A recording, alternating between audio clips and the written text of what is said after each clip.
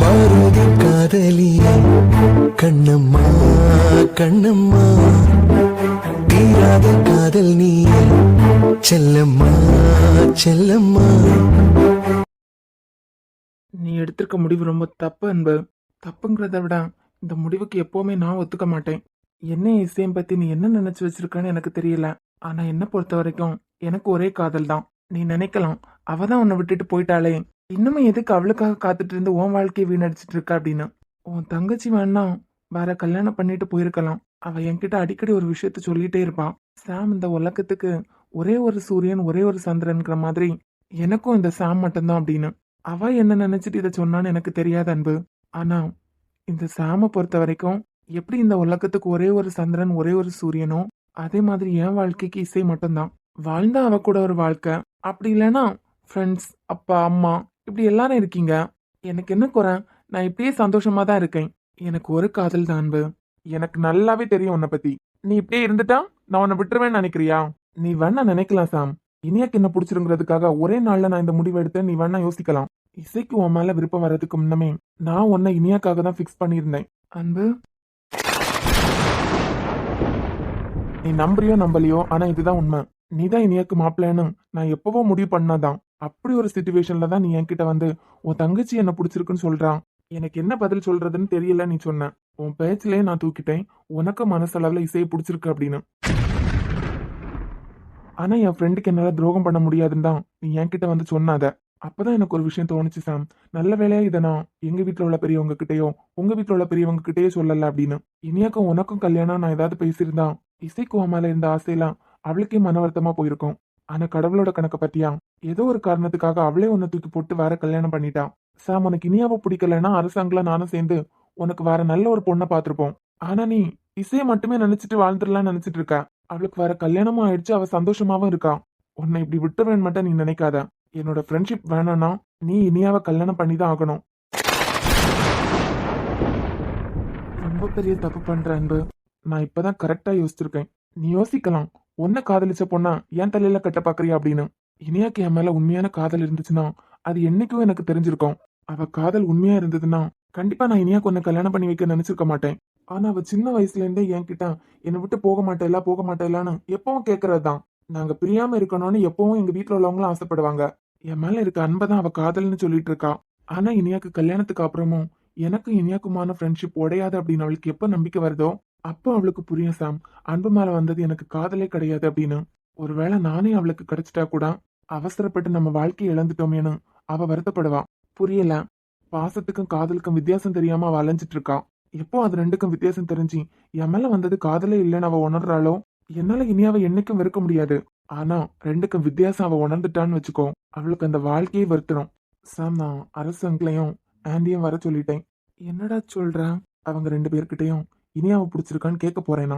உனக்கு இப்ப தோணல சாம், ஒன்ன காதலிச்ச பொண்ணா என் தலையில கட்ட பாக்குறியா அப்படின்னு. டேய் அடிச்சிருவான் பாத்துக்கோ. எனக்கு நீ வேற இனியா வேற இல்ல, ரெண்டு பேரும் எனக்கு ஒண்ணுதான். உங்களை பத்தி நான் இப்படி யோசிக்கிறேன் அப்படி யோசிக்கிறேன்னு பேசி என்ன கஷ்டப்படுத்தாத.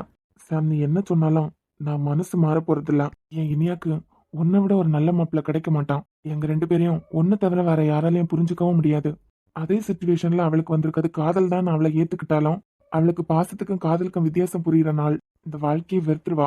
அன்பு பாசத்துக்கும் காதலுக்கும் வித்தியாசம் தெரியாத அளவு அவ இன்னும் காலேஜ் ஸ்டூடெண்டோ இல்ல ஸ்கூல் ஸ்டூடெண்டோ கிடையாது. அதை கூட புரிஞ்சுக்க முடியாத அளவு அவ முட்டாள் இல்ல. அவளுக்கு நான் எப்பவும் அவ கூடவே இருக்கணும், அவ்வளவுதானே தவிர இது காதல் எல்லாம் இல்ல. ஒருவேளை அவளுக்கு வந்தது காதலா இருந்தா நான் கண்ணம்மாவை பத்தி ஒவ்வொரு தடவையும் அவ கூட பேசும்போது அவளால கண்ணீரை கூட கண்ட்ரோல் பண்ணிட்டு இருக்க முடியாது. எனக்காக நீ என்ன வேணாலும் பண்ணுவேன்னு சொன்னா உனக்காக நான் என்ன வேணாலும் பண்றேன். ஆனா இது என்னால முடியாது அன்பு. உன்னோட ரெண்டு ஃப்ரெண்ட்ஸுக்காகவும் உன் வாழ்க்கைக்காகவும் தான் நான் இவ்வளவு யோசிச்சிருக்கேன். எனக்கு இசையோட மெமரிஸ் மட்டும் போதும்னு நீ இருக்கதான் என்னால அப்படி ஒத்தையில விட முடியாது. எப்பவோ இனியாக்காக நான் உன்னை மாப்பிள்ளையா ஃபிக்ஸ் பண்ணாதான். அதனாலதான் ஒரே நைட்ல என்னால இந்த முடிவை எடுக்க முடிஞ்சது. எப்படி ஒரே நைட்ல நான் இந்த முடிவை எடுத்தேன்னு இப்போ உனக்கு புரிஞ்சிருக்கும். இது ஒரு நைட்ல எடுத்த முடிவு இல்ல. அவ காலேஜ் படிக்கும் போதே இனியாக்கு நல்ல மாப்பிள்ள பாக்கணும்னு தாத்தா பேசிட்டே இருப்பாங்க. அப்பவே எனக்கு வந்த தாட் தான் இது. ஒருவேளை இந்த கல்யாணத்துக்கு நான் சம்மதிக்கலனா சம்மதிக்கிறத சம்மதிக்காததான் உன் விருப்பம். ஆனா என் ஃப்ரெண்டு எனக்காக என்ன வேணா பண்ணுவான்னு நான் நம்புறேன். சார் நீ வேற ஒரு பொண்ணை கல்யாணம் பண்ணுவேன் அப்படிங்கிற மைண்ட்ல இருந்தியன்னா கண்டிப்பா இனியாவை கல்யாணம் பண்ணிக்க நான் உன்னை வற்புறுத்தி இருக்க மாட்டேன். ஆனா நீ கல்யாணமே வேண்டான்னு இருக்க. அப்படிங்கிற பட்சத்துல இந்த கல்யாணத்தை நடத்தாம நானும் விட போறது இல்ல. என் தலையில இடியை இறக்கிட்டு உனக்கு பிரியாணியா கேக்குது? டேய் சாப்பிடுடா. ம், நீ இறக்குன இடிக்கு பிரியாணி சாப்பிட்ற மனநிலையில தான் நான் இருக்கேன். இங்க பாரு, மது சமைச்ச பிரியாணி சூப்பரா இருக்கும். இங்க இருந்து வெளியே போனதுக்கு அப்புறம் மிஸ் பண்ணுவா பாத்துக்கோ. நம்ம வர இன்னைக்கு ஆபீஸ்க்கு லேட்டா தான் போறோம். இப்ப நீ சாப்பிடலாம், நைட்டு வரைக்கும் அவ்வளவுதான். இவன் மனசுல என்னதான் நினைச்சிட்டு இருக்கான்? குட்டி அத்தை உனக்காக ஒரு பாட்டு பாடட்டுமா? இந்தா ஆரம்பிச்சிட்டாலாம். பாப்பா பாடும் பாட்டு. ஆ, அது இல்லடா. ஆ, அத்தை பாடுறேன் கேளு. காதல் வந்ததும் கண்ணியின் உள்ளம் காதலை யாருக்கும் சொல்வதில்லை. என்ன சாம்? நீ பாடு. ஆ, புத்தகம் மூடிய மயிலிறகாக புத்தியில் மறைப்பால் தெரிவதில்லை. என்ன மச்சான், பாட்டு ரொம்ப பிரமாதமா இருக்கலாம். நீ ஏதாவது மாப்பிள்ள பாத்திருக்கியா என்ன? யாருக்கு? இல்ல நீ பாட்டு பாடு. நெஞ்சே என் நெஞ்சே செல்லாயோ அவனோடு சென்றால் வரமாட்டாய் அதுதானே பெரும்பாடு. இது நல்லா இல்லைல்ல? இன்னொரு பாட்டு இருக்கு, பாடவா? உனக்கு நம்ம பிரச்சனை? நீ என்ன வேணாலும் பாடு. இன்னைக்கு ஈவினிங் தானே வினையே வெடிக்க போகுது. ஆ, இல்ல நீ பாடு. என்ன? இல்ல அடுத்து என்னமோ பாட்டு பாட போறா, அதான் கேட்கலாங்கிற முடிவுல இருக்கேன். திருமண மலர்கள் தருவாயோ தோட்டத்தில் நான் வைத்த மாதுளையே. டேய், இப்ப அவளை நிறுத்த சொல்ல போறியா இல்லையா? கேட்டுச்சா? ஏன் அது அவன் சொல்ல மாட்டானா? அவன் சொல்றது வரைக்கும் நான் பாடிட்டே இருப்பேன். இப்ப என்ன, வேற பாட்டு பாடுறேன். நமக்கு என்ன பாட்டா இல்ல? மாதம் 10 செல்ல. ரொம்ப முக்கியமான லைனாண்டா, கேட்டுக்கோ. மாதம் 10 செல்ல மழலை பெற்று கொள்ள அம்மம்மா தாய் வீடு 2 உண்டு. ஏய் வாய் மூன்றி. ஏன் பாட்டு பிடிக்கலையா? இந்த பாட்டு பிடிக்கலன்னா என்ன, வேற பாட்டு பாடுறேன். ஆனா முக்கியமான லைன் பாத்துக்கோ, அதான். ஏனியா, இந்த பாட்டெல்லாம் உனக்கு இப்பதான் ஞாபகம் வந்திருக்கு போல. இல்ல சாம், இந்த பாட்டெல்லாம் முன்னமே நான் அன்புகிட்ட பாடுறதுதான். என்ன முன்னெல்லாம் கோவப்பட மாட்டான், சிரிச்சுட்டே இருப்பான். என்னமோ இன்னைக்குதான் ரொம்ப கோவப்படுறான். ஒருவேளை அர்த்தம் புரிஞ்சுதான் என்னமோ. இனியா, நீ உன் லிமிட்டை கிராஸ் பண்ணிட்டே இருக்க. அதுவும் ஸ்ருதிக்கு எனக்கு கல்யாணம் நின்று அந்த செகண்ட்ல இருந்து ரொம்ப தான் பண்ணிட்டு இருக்க, பாத்துக்கோ. அப்படிதான்டா பண்ணுவேன். ஏன்னா இனிமேலாம் உனக்கு புரிய வைக்காம நான் இருக்கிறது வரைக்கும் எனக்கு தான் ஆபத்து. உனக்கு நான் தான் அந்த கண்ணம்மான்னு புரிய வைக்கிறதுக்கு எனக்கு பிடிக்கல. ஆனா உன் மனசுல உன் இனியா இருக்கா, இதை வெளியே கொண்டு வந்தே ஆகணும். இன்னும் ஒரே வாரத்துல உன் மனசுல நான் இருக்கேன் அப்படிங்கிறத உன் வாயாலே நான் வெளியே கொண்டு வரல. என்ன அன்பு, இந்த பாட்டுக்கான அர்த்தம் உனக்கு புரிஞ்சிருச்சு போல? என்ன அர்த்தம்? இல்ல அன்பு, இந்த பாட்டை நான் பாடும் போதெல்லாம் இதுல என்னமோ இருக்கு, என்னன்னு கண்டுபிடிக்கிறேன்னு சொல்லுவலாம். ஒரு அர்த்தமும் கண்டுபிடிக்கலாம். அப்புறம் என்ன, நான் பாடுறேன், நீ கேளு. நீ பாடுறதை கேட்கறதுக்காக எல்லாம் நான் இங்க வந்து உட்காரல. அப்ப சரி, நான் பாடுறேன், எஸ் நோ கேப்பா. தாலி கொள்ளும் பெண்கள் தாயை நீங்கும் போது குற்றாலம் கண்ணோடு பாய்வதுண்டு. குற்றாலம் கண்ணோடு இல்ல, கண்ணோடு குற்றாலம். ஆமால, அது ஒண்ணும் இல்ல சாம், இந்த ஐ கான்டாக்ட் இருக்கு பாத்தியா, அப்போ லிரிக்ஸ் எல்லாம் மறந்து போயிடுது. சரிதான். அப்புறம் முக்கியமான என்ன லைன் வரும்? வேண்டாம் இனியா, நான் ஏற்கனவே கடுப்புல இருக்கேன், இதோட ஸ்டாப் பண்ணிடு. மாடிக்கொண்ட ஊஞ்சல் மடிமேல் கொஞ்சம் பூனை சொல்லாமல் போகின்ற சோகமுண்டு. அந்த நிலை இங்கே இல்லை, அனுப்பி வைக்க வழியே இல்லை, அழுவதற்கு வாய்ப்பே இல்லை. டேய், என்னடா என்ன எதுக்கு போட்டு உருட்டிட்டு இருக்க? இதோட வாய் மூட சொல்லு. இதுக்கு மேல என்ன கடுப்பேத்துற மாதிரி பாடிட்டு இருந்தா அடிச்சு பல்லெல்லாம் கலட்டிடுவேன்னு சொல்லிடு. ஏண்டா, உன் ஃப்ரெண்டு அவ பாடுறா, நீ டைரக்டா பேசுனாய். அது ஒண்ணும் இல்ல சாம், இப்பெல்லாம் அன்பு என் கூட ஐ கான்டாக்ட் வச்சுக்க மாட்டான். என்ன? இப்பெல்லாம் நான் பார்க்கும்போது அன்பு என்ன பார்க்க மாட்டான், அதாவது ஐ கான்டாக்ட். ஓஹோ, ஐ கான்டாக்ட் வச்சிருக்க அளவுக்கு வந்துட்டீங்களா? அவனா இப்படி இருக்கும்போது என்ன அவளுக்கு மாப்பிள்ளையா பாக்குற?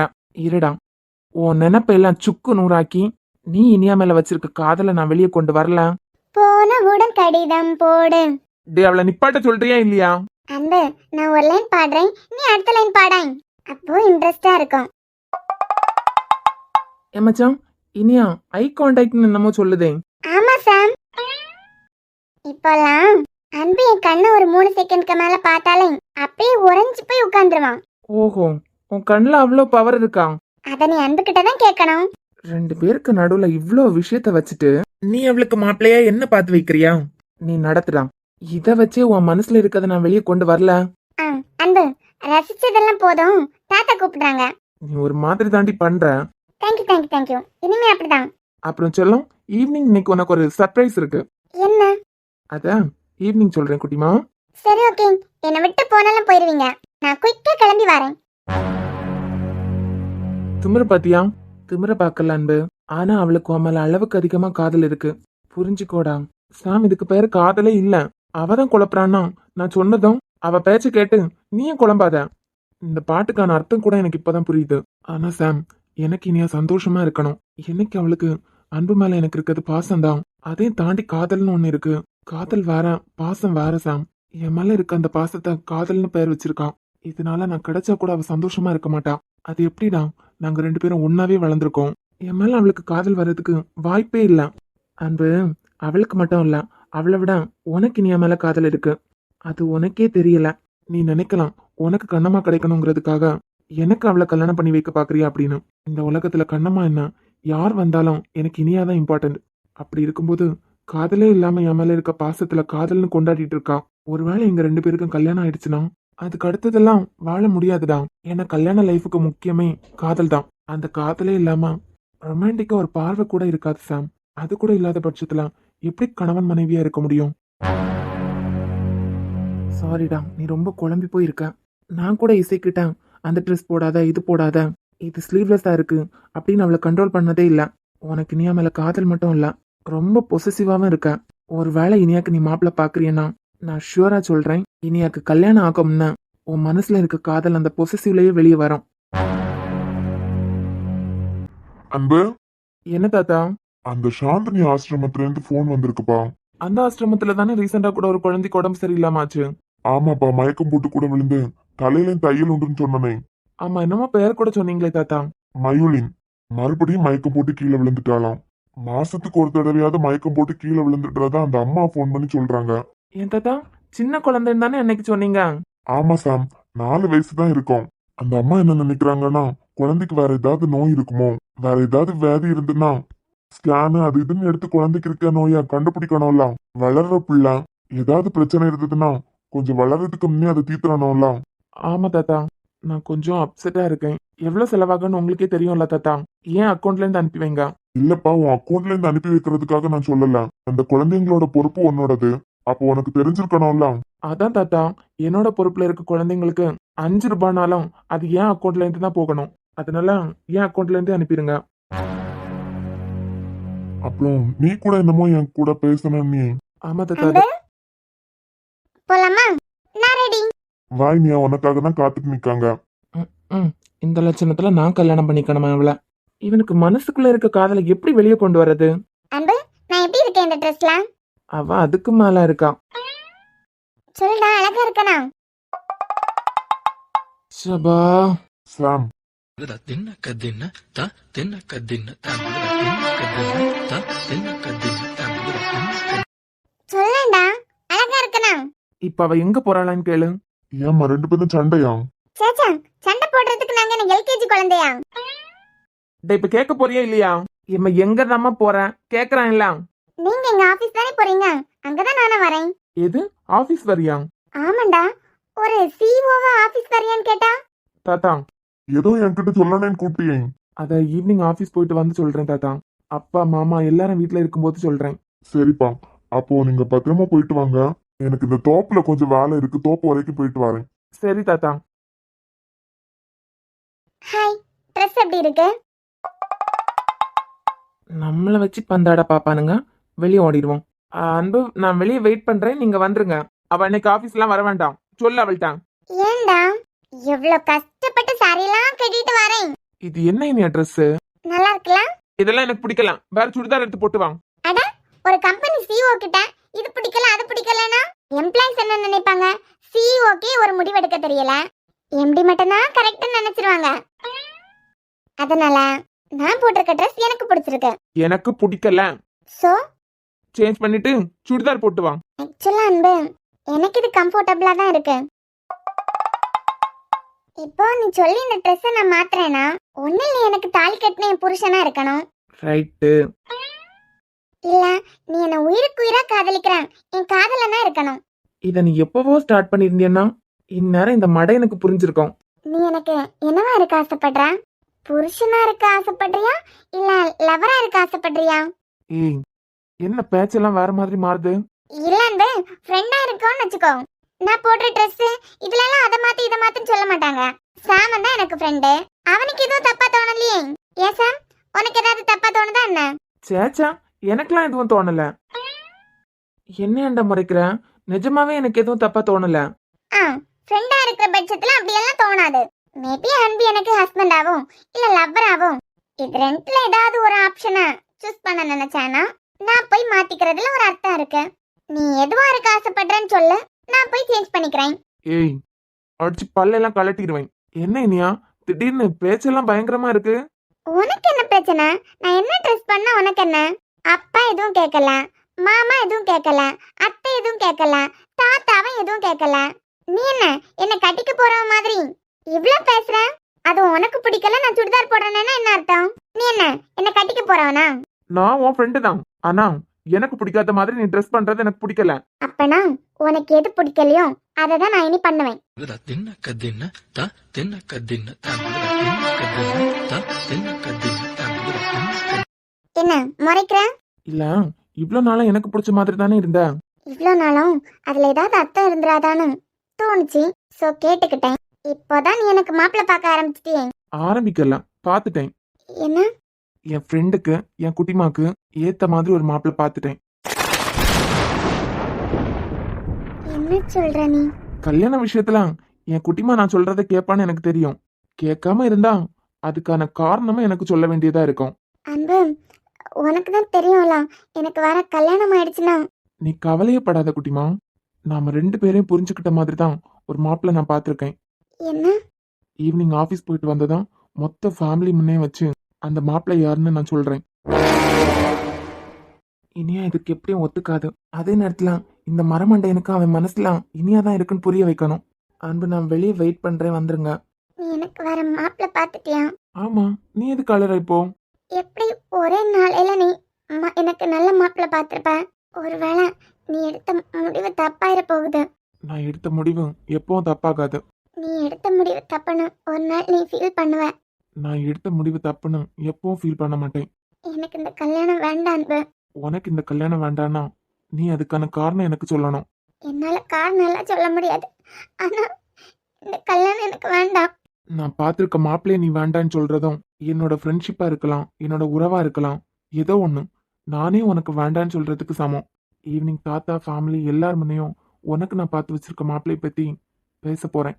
அட்லீஸ்ட் என்னோட ஃப்ரெண்ட்ஷிப் ஆச்சும் உனக்கு தேவைன்னா நீ அதுக்கு சம்மதிச்சு தான் ஆகணும். அது வேண்டாங்கிற பட்சத்துல நீ என்ன வேணாலும் முடிவெடுக்கலாம். தப்பு பண்ற அன்பு, ரொம்ப பெரிய தப்பு பண்ற.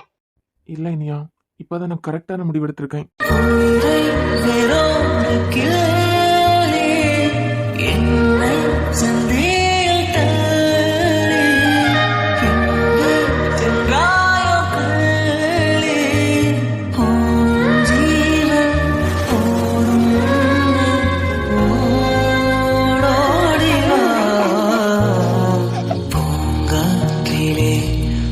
சுவாசத்தை தனியாக தேடி பார்த்தேன்.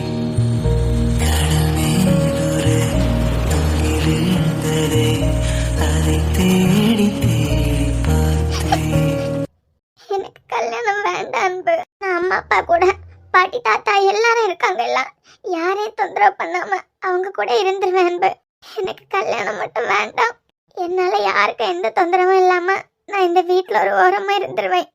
ப்ளீஸ் அன்பு, நீ யாரை பார்த்திருந்தாலும் தாத்தா முன்னெல்லாம் இனியாக்கு மாப்பிள்ள பார்த்துட்டேன்னு மட்டும் உடைச்சிடாத. உங்க எல்லாரோட விருப்பத்தை மீறி இனியோட மனசுல இருக்கிறது யாருக்கும் தெரிய போறதில்ல. உடைச்சிடாத அன்பு. தாத்தா முன்னெல்லாம் எனக்கு வேற மாப்பிள்ள பார்த்துட்டேன்னு தயவு செஞ்சு சொல்லிடாத. நான் இந்த வீட்டுல ஒரு ஓரமா இருந்துட்டு போயிடுறேன். என்னால யாருக்கும் எந்த தொந்தரவும் வராது. ஆபீஸ் டைம் ஆச்சு, தள்ளுறியா? கிளம்பலாம். எனக்கு கல்யாணம் வேண்டாம் அன்பு. ரீசன்? ரீசன் எல்லாம் எனக்கு சொல்ல தெரியல. உன் அளவுக்கெல்லாம் என்னால பேசவும் தெரியாது. நீ உன் கண்ணம்மாவை தேடுற அளவுக்கு என் மனசுல இருக்கிறத யாருக்கிட்டையும் சொல்றதுக்கு எனக்கு தைரியம் இல்லை. என் மனசு யாருக்கும் புரிய போறதும் இல்லை. ஆனா நான் அம்மா அப்பா, நீ உன் ஒய்ஃப், நீ யாரை வேணாலும் கல்யாணம் பண்ணிக்கோ அன்பு. எப்படி வேணாலும் என்ன வேணாலும் பண்ணிக்கோங்க. ஆனா எனக்கு கல்யாணம் பண்ணி வைக்கிறதுக்கு மட்டும் யோசிக்காத அன்பு. எனக்கு கல்யாணமே வேண்டாம். என்னை எப்பவும் தோத்து போக வைக்க மாட்டேன்னு நான் நம்புறேன். ஈவினிங் மொத்த ஃபேமிலி முன்னையும் உனக்கு யாரை நான் மாப்பிள்ளையா பார்த்துருக்கணும் அவங்கள நான் சொல்ல தான் போறேன். நீயா இருக்கட்டும், உனக்கு மாப்பிள்ளையா பார்த்துருக்கவனா இருக்கட்டும், நான் முக்கியம் இல்லைன்னு நீங்க 2 பேரும் முடிவெடுத்தீங்கன்னா அது உங்களோட விருப்பம். ஆனா எனக்கு நீயா இருக்கட்டும், உனக்கு நான் பார்த்து வச்சிருக்க மாப்பிள்ளையா இருக்கட்டும், 2 பேரும் முக்கியம். உங்க 2 பேரோட சந்தோஷத்துக்காகவும் தான் நான் ஒரு முடிவெடுத்திருக்கேன். நான் உனக்கு வேண்டாம், என்னோட ஃப்ரெண்ட்ஷிப்பும் உனக்கு வேண்டாம் அப்படின்னு நீ நினைச்சியன்னா நீ தாத்தம்னா என்ன பதில் வேணாலும் சொல்லலாம். நான் முக்கியம் நினைச்சியன்னா நீ எனக்கு ரொம்ப முக்கியம் அன்பு. எல்லாரும் முன்னாடியும் எனக்கு மாப்பிள்ளை பார்த்துருக்க நீ சொல்லிட்டேனோ அன்பு வேற நான் வேறன்னு ப்ரூவ் பண்ற மாதிரி இதுல எனக்கு விருப்பம் இல்லைன்னு என்னால சொல்ல முடியாது அன்பு. அப்படி யாரையும் கொண்டு வந்துடாத. நான் எப்பவும் இந்த வீட்டுல யாருக்கும் தொல்லை இல்லாம ஒரு மூலையில இருந்துடுறேன். மது எப்படி இருக்காளோ அதே மாதிரி என்னால யாருக்கும் எந்த தொல்லையும் இருக்காது அன்பு. ஆஃபீஸ் டைம் ஆச்சு, வழிவிடும். நீ அழுறத பார்க்குற சக்தி எனக்கு இல்லை குட்டிமா. ஆனா உனக்கு வந்திருக்கிறது காதலே இல்லை, இது என் மேல இருக்க பாசத்துல உனக்கு தோன்றது. 6th படிக்கும்போது எந்த பொண்ணுக்கும் காதல் வராது. ஸ்கூல் லைஃப்ல வர காதல் உண்மையான காதலும் கிடையாது. லைஃப் பத்தி முடிவெடுக்க தெரியாத வயசுல வர காதல் காதலே இல்ல. கிளம்பு. நான் வேணா வேற ட்ரெஸ் போட்டு வரவா? உனக்கு பிடிக்காததை நான் பண்ண மாட்டேன் இனிமே. ஒன்றும் தேவையில்ல, நான் உன் ஃப்ரெண்டு தான். ஒரு ஃப்ரெண்டுக்கு அவனோட ஃப்ரெண்டு எப்படி இருந்தாலும் ஓகே தான். வெளியே வெயிட் பண்றேன்.